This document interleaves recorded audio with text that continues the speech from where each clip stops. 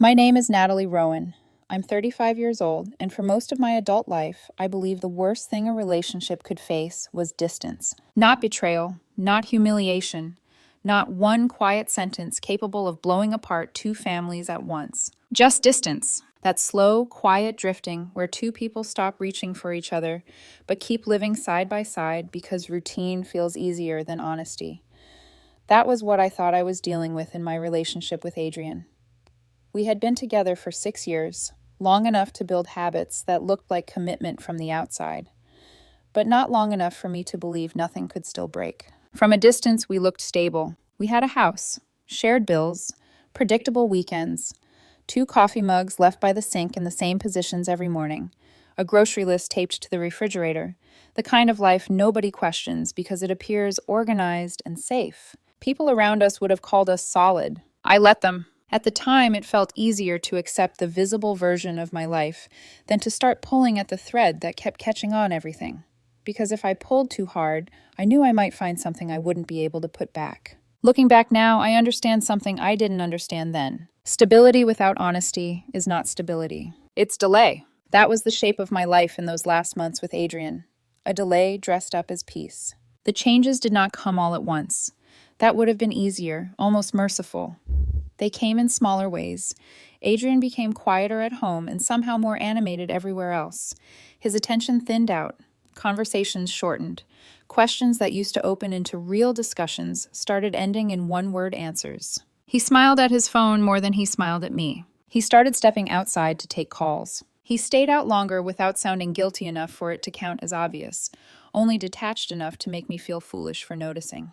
And every time I noticed, I explained it away for him. Stress, work, family stuff, burnout, temporary pressure, a phase. That's the lie people tell themselves when they're not ready for the larger one, because temporary things don't repeat themselves with that kind of precision. They don't settle into routine. They don't start to resemble a second life. I know that now. At the time, I chose not to. Then there was my brother, Mason. Mason had always been the easier one between the two of us. Warmer, lighter, naturally likable in a way that never felt calculated. Growing up, he was the one who could walk into any room and make it feel less heavy.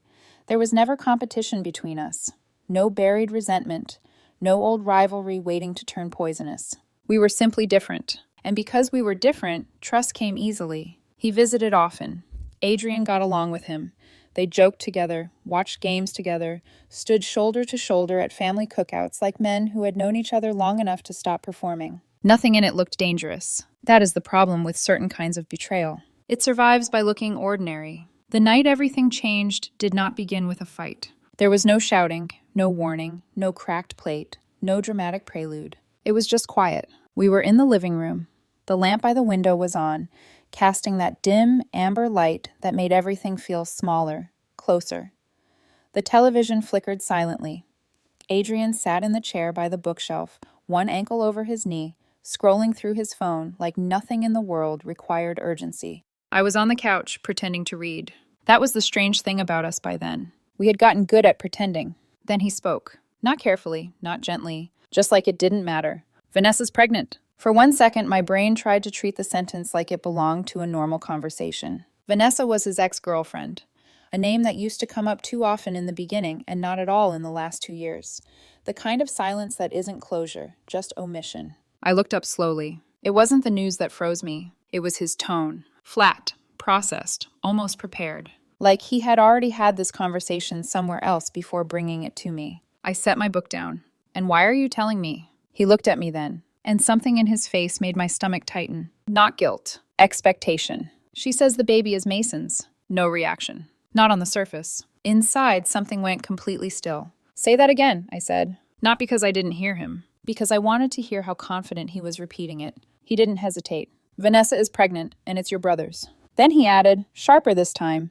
So deal with it. That was the moment everything shifted. Not the pregnancy. Not Mason's name. That sentence. Deal with it. That was the role he had already written for me. Emotional, reactive, loud, easy to dismiss. I leaned back into the couch, folded my hands over the book. Congratulations, I said. The word landed softly. Too softly. He blinked. Just once. What?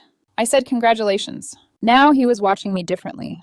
This wasn't the reaction he planned for. "You're just okay with this?" he asked. "No," I said calmly. "I'm letting you finish." Silence stretched. He didn't like that. People like Adrian rely on momentum, on pushing conversations forward before anyone has time to think clearly. I wasn't moving.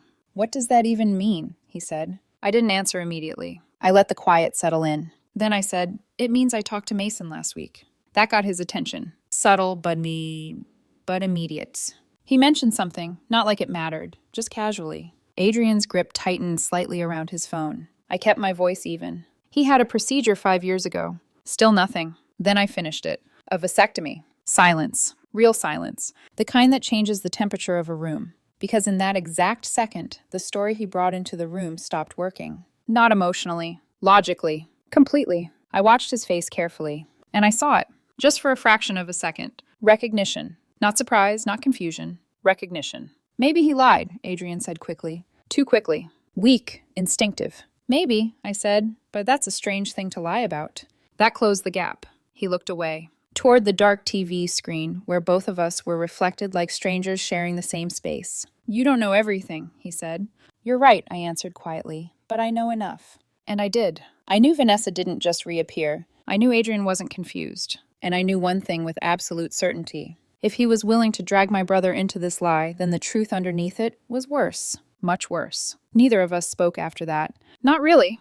There are moments when relationships don't explode. They just stop. No announcement. No final speech. Just a shift so complete that nothing inside the same room means the same thing anymore. He stayed in the chair. I picked my book back up. The lamp still glowed. The TV still flickered. Outside, a car passed. Headlights sliding briefly across the wall. Everything looked the same. Nothing was. And somewhere under that silence, I understood something clearly for the first time.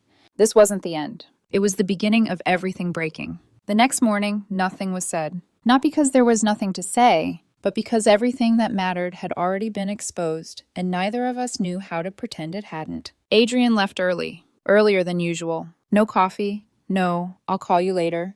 No casual touch on my shoulder, like he used to do when he wanted to maintain the illusion that we were still us. Just the sound of the front door closing. Clean, final. I stayed where I was, standing in the kitchen with my hand resting on the edge of the counter, staring at the 2 mugs by the sink. His and mine. Still side by side. That small, ordinary detail felt wrong now. Like evidence. I didn't move them. Not yet. Because moving them would mean admitting that something had already ended. And I wasn't ready to give that moment a shape. Not before I understood the full truth. That was the difference between who I used to be and who I was becoming. Before, I would have confronted him immediately.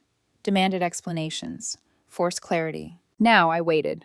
Not passively. Carefully. Because there's power in silence when the other person doesn't know what you know. And Adrian didn't know how much I had already figured out. The first thing I did wasn't dramatic. I didn't call Mason. I didn't text anyone. I didn't cry. I opened Adrian's laptop. Not to invade. To confirm. There's a difference. People like to pretend there isn't. But there is. The laptop wasn't locked. That alone told me something. Carelessness doesn't come from innocence. It comes from confidence. Confidence that no one is looking closely enough. I moved slowly. Emails first. Nothing obvious. Work threads. Calendar invites. Normal things that would reassure someone who wanted to be reassured. Then messages. Still nothing.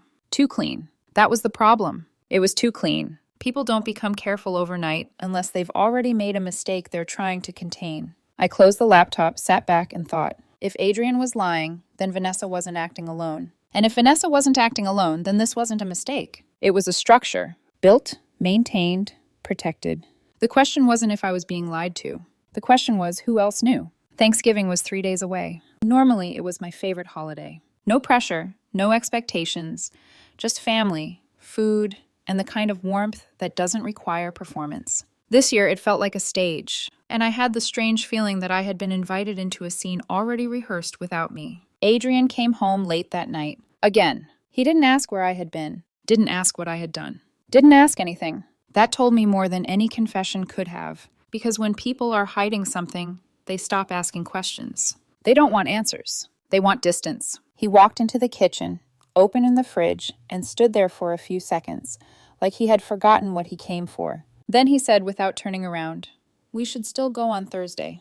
Thanksgiving. Of course. I watched him carefully. "We should?" He finally turned. His expression was controlled. Too controlled. It's already planned. No point making things worse. Worse. That word mattered, because it meant he already knew what was coming. He just didn't know how much I knew. Who's going to be there? I asked. Everyone. Too quick. Define everyone. A pause. Just a fraction of a second. My parents, yours, Mason, Claire, Derek. Claire, my sister. Derek, her husband. And just like that, something in my chest tightened. Not panic. Recognition. Because suddenly the shape of the lie shifted. Wider, more dangerous. Vanessa? I asked. He hesitated.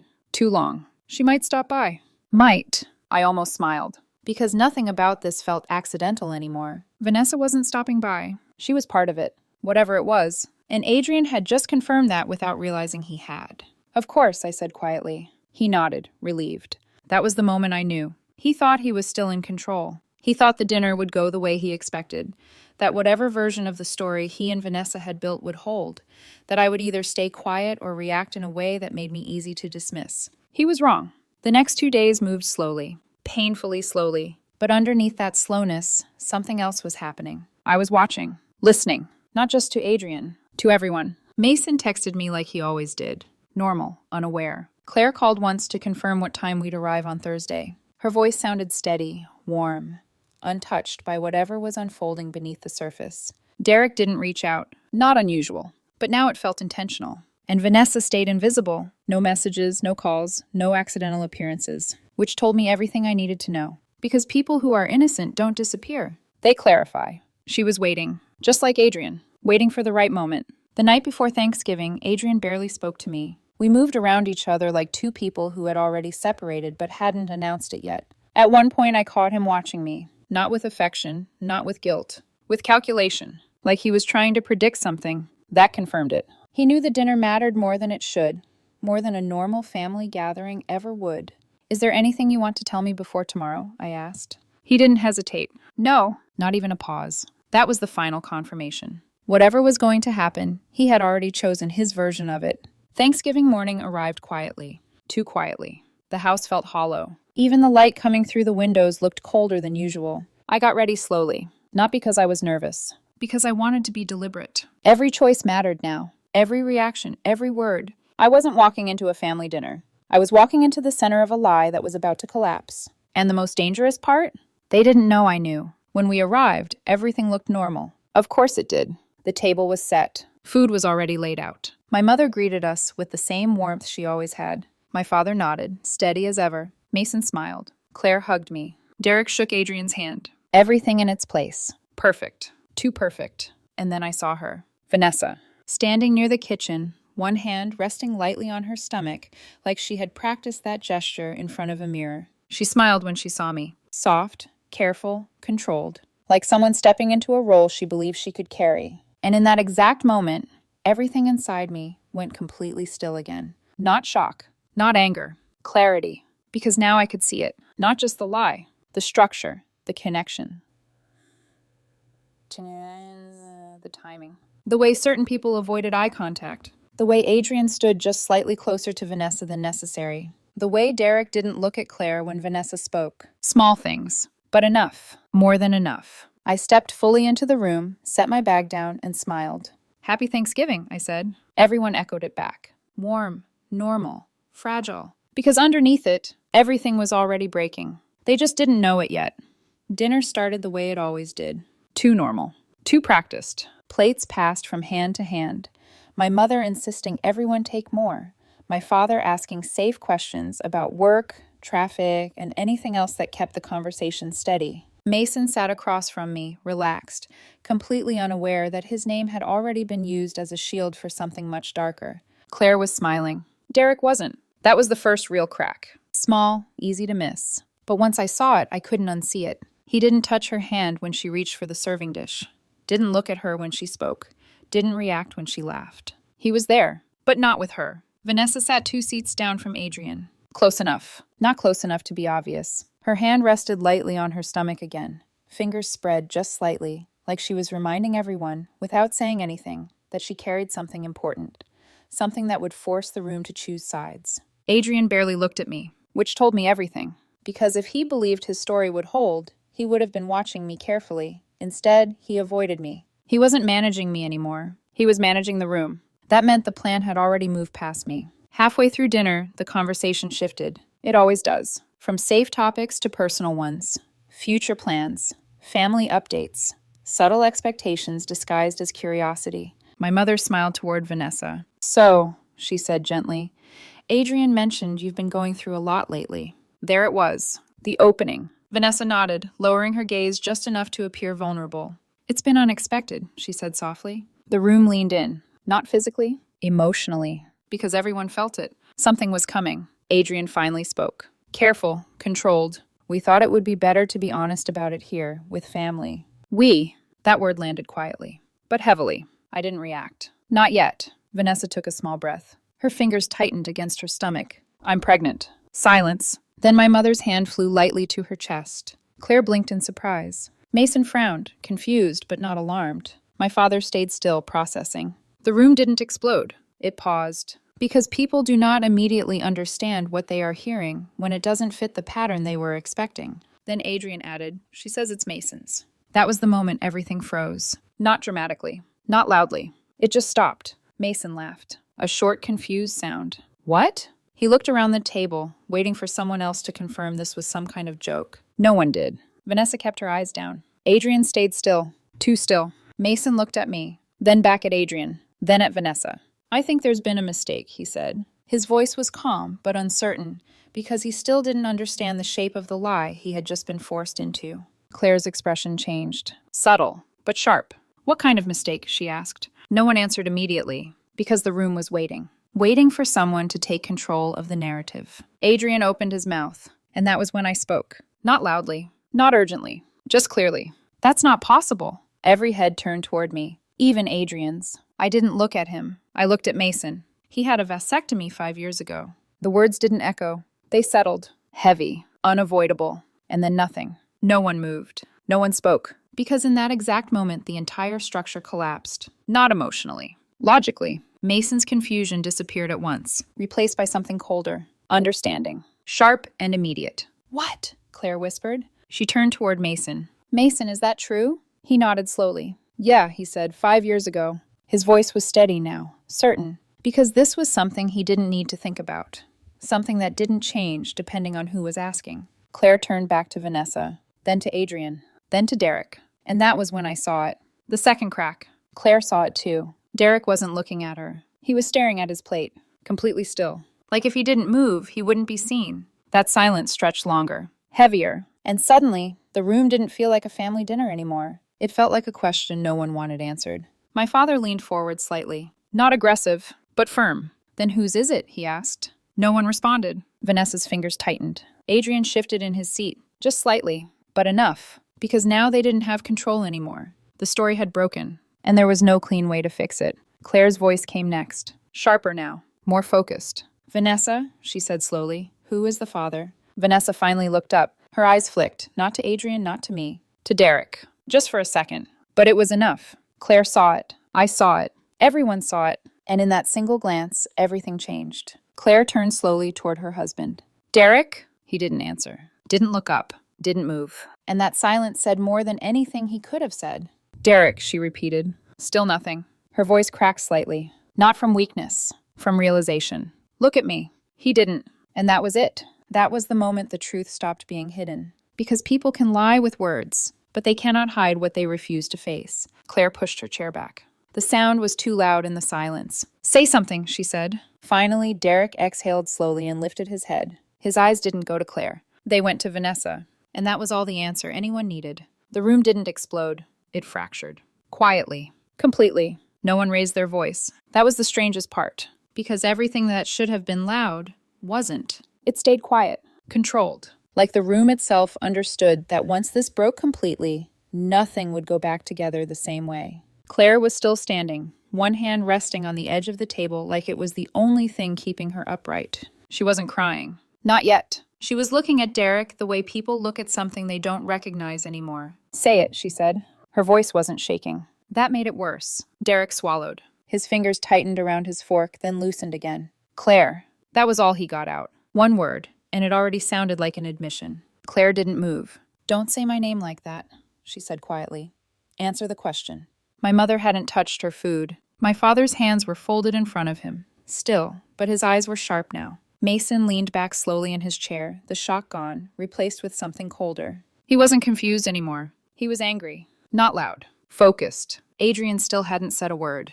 And that silence mattered more than anything else. Because this was the moment he could have stepped in, could have explained, could have tried to take control again. He didn't. He stayed quiet. And that told me exactly where he stood. Not with me. Not with the truth. With the lie even after it had failed. Claire turned her head slightly toward Vanessa. Is it his? She asked. Direct. No softness left. Vanessa's lips parted, closed, opened again. She looked smaller now. Not fragile. Exposed. Yes, she said. One word. And the room shifted again. My mother inhaled sharply. My father leaned back slowly, like he needed distance just to process what he had heard. Mason let out a short, humorless breath. Wow, he muttered. Claire didn't react right away. She just stood there, as if her body hadn't caught up with what her mind had already understood. Then she laughed. Not because it was funny, because it was too much.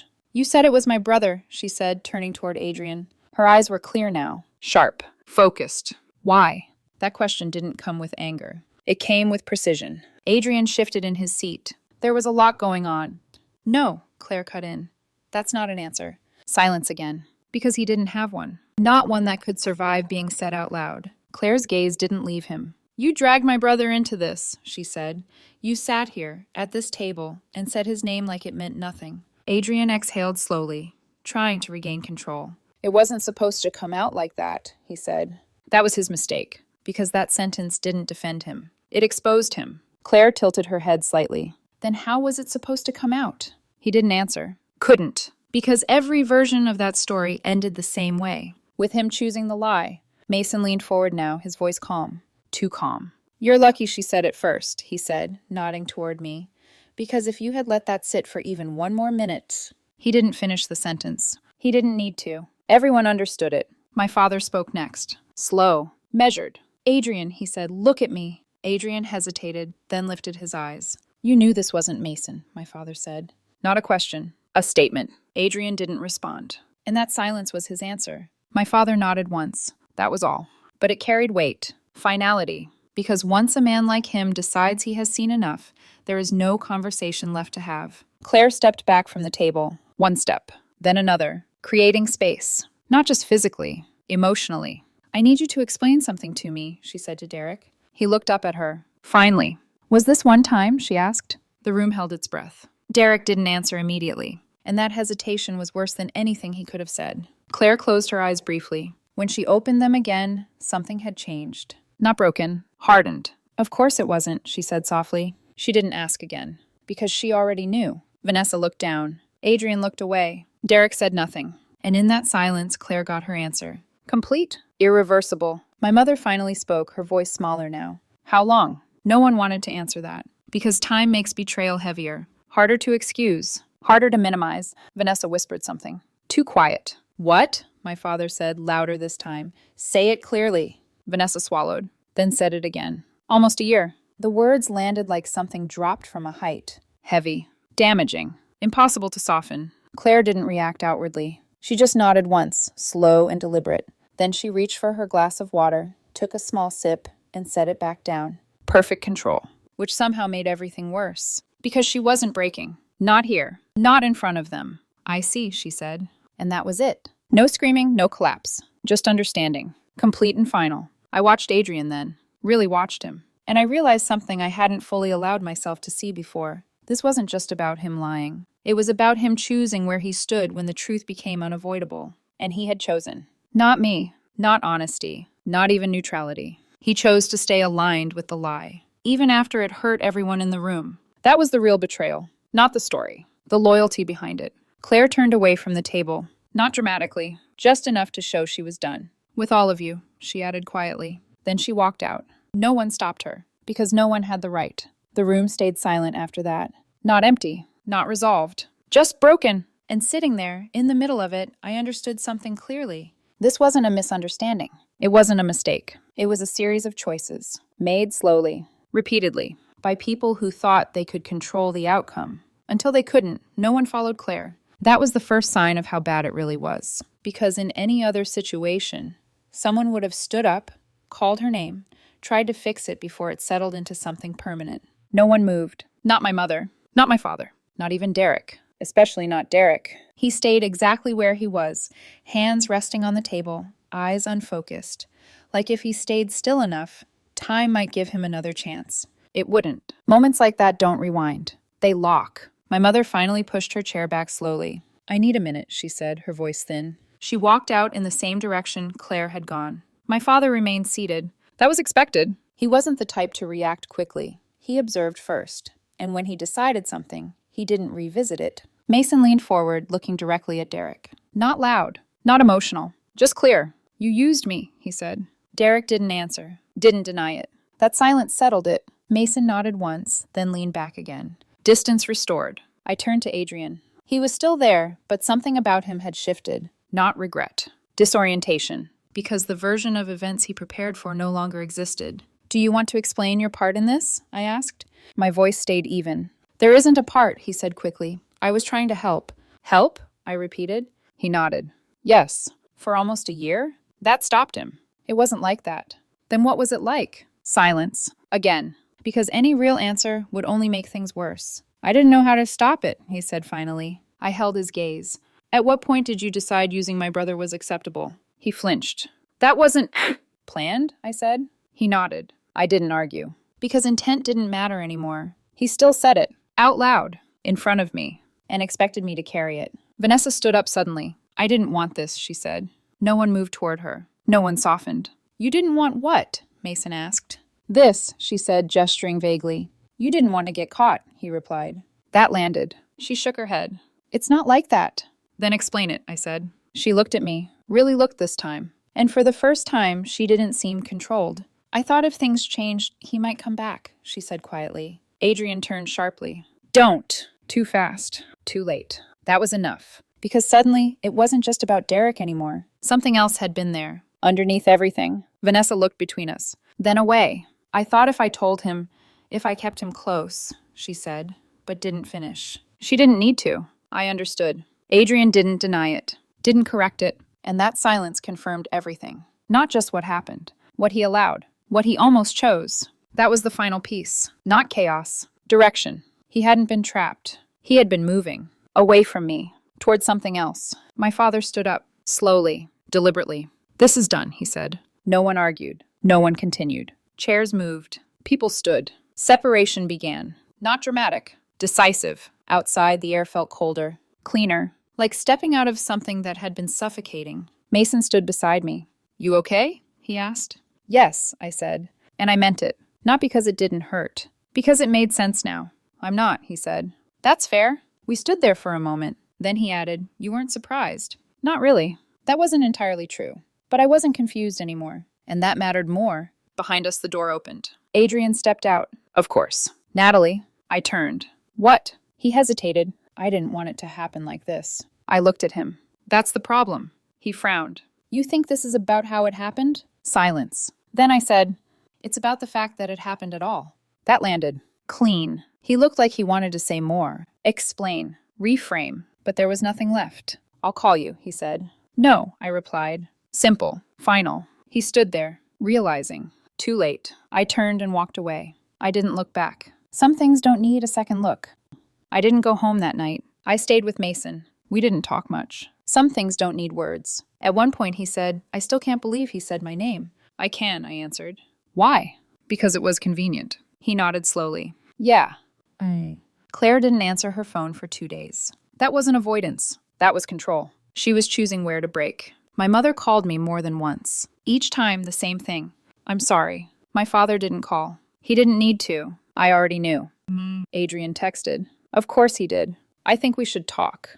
No response. "This isn't what it looks like." Still nothing. "I didn't mean to hurt you." That one I believed. But it didn't change anything. Intent doesn't undo damage. I didn't answer.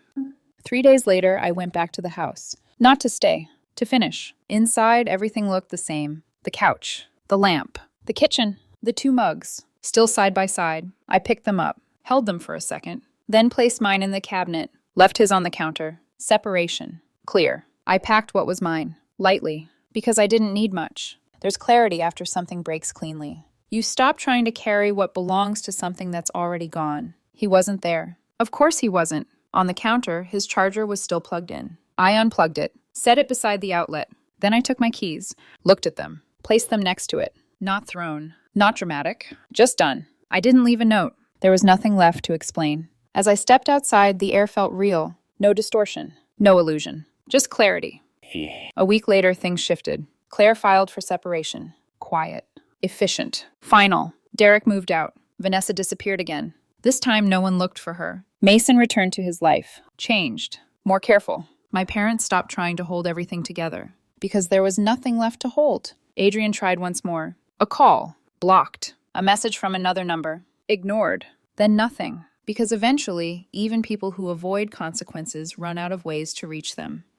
Weeks later, I sat by a window in a place that carried no history. Morning light, quiet. For the first time, nothing felt like it was waiting to break. And I understood something simple. People don't lose everything because the truth is cruel. They lose it because they built everything on something that couldn't survive it. And when the truth arrives, it doesn't destroy anything real. It reveals what was already broken. I didn't feel angry. I didn't feel relieved. I felt clear. And sometimes, that's enough.